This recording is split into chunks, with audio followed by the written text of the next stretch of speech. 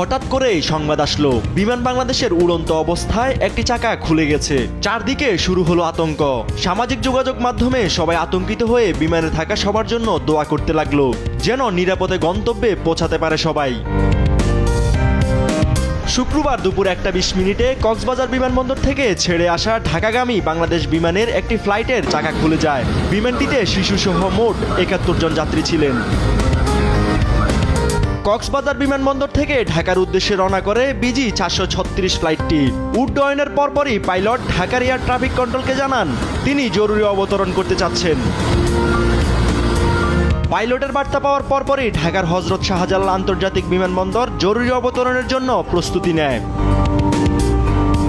পরে শেষ পর্যন্ত ক্যাপ্টেনের অসাধারণ বীরত্বে বিমানটি নিরাপদে ঢাকার হযরত শাহজালাল বিমানবন্দরে অবতরণ করে।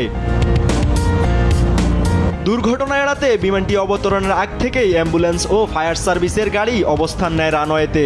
প্রস্তুত ছিলেন বিমানবন্দরের কর্মীরাও।